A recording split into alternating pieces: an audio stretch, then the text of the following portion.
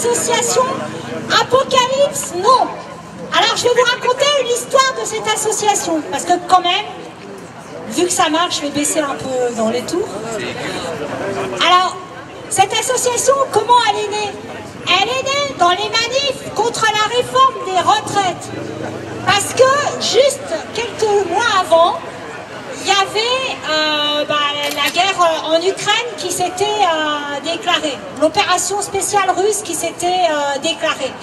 Et on s'est retrouvés, personne ne bougeait, les mouvements qui normalement s'occupent de la paix, etc., silence radio, les partis politiques en ce qui me concerne, de gauche, silence radio.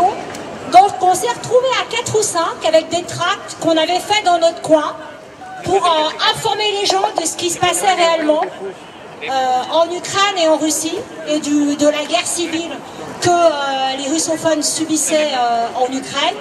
Et c'est comme ça que cette association est née. Donc c'est une association qui est, bien sûr qu'on fait de la politique, mais elle est indépendante des partis politiques, mais on fait de la politique. Et également, peut-être notre différence avec certains qui ont parlé ici, on n'est ni pour la Russie, ni pour l'Ukraine, mais il y a une chose qui est sûre, c'est qu'on est contre les États-Unis, par le peuple américain, mais l'impérialisme américain. Voilà.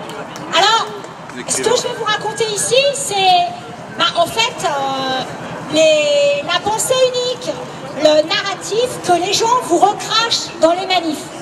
Donc la première chose que les gens vous disent, vraiment on se croirait à l'école maternelle, hein, c'est « Ah bah c'est la Russie qui a commencé ».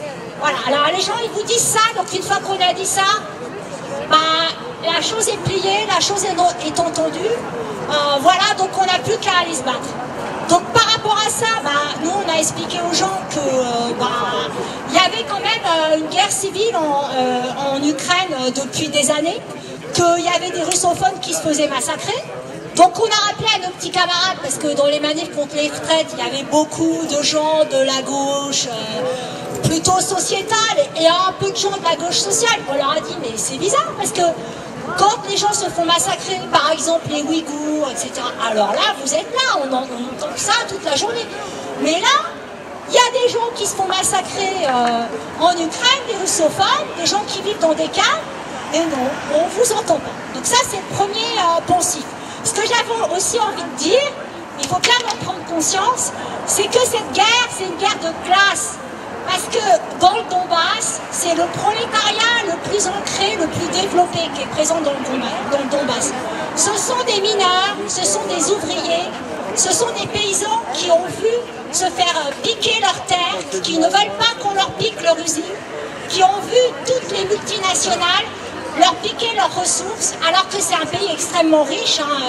Annie Lacroix-Ries, qui était intervenue pour nous dans un colloque, a bien expliqué que depuis très longtemps, l'Ukraine, c'est vraiment la caverne d'Ali Baba. Donc il y a énormément de ressources minières, de ressources industrielles et de ressources agricoles. Et donc, dans le Donbass, c'est le fer de lance de la lutte de classe. Ça, personne ne le dit, mais c'est quelque chose de très important. Le deuxième poncif, c'est, alors après, parce qu'au début, la Russie a commencé, le gouvernement et puis leurs chiens de garde, ils ont vu que ça marchait moins quand même dans l'opinion. Alors ils nous ont sorti, ça c'est assez récent, hein, la Russie va nous envahir. Alors moi dans ce cas-là, je dis aux gens, mais c'est bizarre, qui a avancé?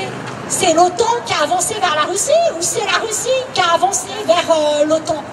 Puis je leur expliquais, mais quand il y a eu les fusées russes à Cuba, combien de temps les Américains ont mis pour déclencher les hostilités? Alors les Russes, ils devraient être là, faire guili-guili, et puis laisser des missiles s'installer en Ukraine sans penser à la sécurité de leur peuple.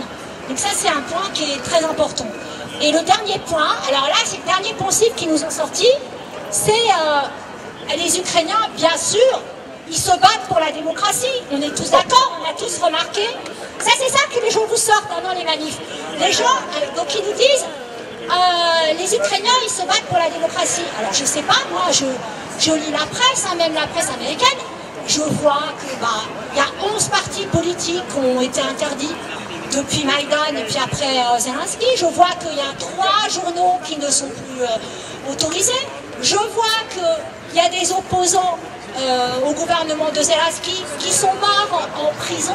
C'est pas Navalny là, hein. Ils sont morts en prison juste avant Noël, des opposants à Zelensky. Donc bon, vraiment ils se battent pour la démocratie, vous croyez ça? Et la kill list aussi. Voilà, donc voilà, et la kill list aussi, hein, sur laquelle il y avait à un moment, même Ségolène Royal, même Mélenchon, etc. Donc ils sont vachement libres hein, dans leur pays. Il n'y a plus d'élection présidentielle. Il n'y a plus d'élection présidentielle. Il n'y a plus d'élection, mais ça on peut dire en temps de guerre, bon voilà. Mais c'est ce qui va nous sortir Macron, hein. Bientôt on va être en temps de guerre, il ne pourra pas faire d'élection. Mais ce que je voulais vous dire ici, pour donner un peu d'espoir quand même, parce que bon, il n'y a pas que des moutons dans les Français, c'est qu'en fait en discutant avec les gens, ceux qui pensent comme nous, là on est entre nous, mais ceux qui pensent comme nous, ils sont majoritaires. Mais en fait, les Français, ils sont moutonniers ou panurgiques ou comme vous voulez. Et en fait, je leur disais, alors par exemple, les gens des filles, les gens du PC, les gens de la CGT, c'est eux qui sont les manifs un peu bon, d'autres, enfin moyennement. Et je leur disais, mais alors, vous êtes d'accord avec nous? Vous êtes d'accord que, par exemple, que les Américains, ils ont toujours fomenté des guerres civiles ou des choses comme ça, des coups d'État, surtout des coups d'État. On est habitué aux coups d'État en Amérique latine. Là, vous bougez, mais quand c'est en Ukraine, là, vous bougez pas. Et en fait, les gens, la majorité des gens, le peuple est avec nous. Mais il y a une oligarchie médiatique également, hein, le quatrième pouvoir, qui tient tout ça sous cloche. Et donc je leur disais, mais pourquoi vous ne venez pas avec nous dans les manifs? Ah, bah ils n'avaient pas les ordres du chef, hein. Donc pour le moment, ça ne bouge pas parce qu'ils n'ont pas eu les ordres du chef. Pendant les présidentielles, ceux qui ont ouvert leur gueule, ils s'en sont pris plein la tronche. Et donc, ils ont mis leurs opinions sous le tapis et maintenant, on les entend plus. Et le dernier point sur lequel je voulais insister, c'est qu'il ne faut jamais oublier que, et ça les gens, ils n'y pensent pas à ça, ils croient qu'une guerre, ça va se faire, comme on a une armée de métier, c'est tout cool, on va rester dans notre canapé, on va envoyer les soldats se battre pour nous. Mais il ne faut jamais oublier qu'une guerre, ça se finit faute de combattants, et celui qui perd, c'est celui qui est faute de combattants. Donc quand il n'y a plus de soldats de l'armée de métier, eh ben, on envoie des appelés, et là c'est tout le monde. Et il ne faut pas oublier non plus qu'il n'y a jamais une seule guerre qui a eu lieu, en tout cas sur le continent européen, sans qu'il y ait eu des morts civiles. C'est-à-dire qu'il y a toujours des bombardements à un moment sur le pays avec des morts civiles. Donc voilà, donc il faut tout faire pour éviter cette troisième guerre mondiale, cette apocalypse dans laquelle ils veulent nous entraîner. Donc j'ai ici un certain nombre de mes camarades, Patrick, Philippe, Marc, Jean-Claude, Frédéric, qui sont avec moi d'Apocalypse Now. Et on s'est tous retrouvés autour de ce leitmotiv, envoyons de la diplomatie, pas des armes, en Ukraine. Je vous remercie. Bravo.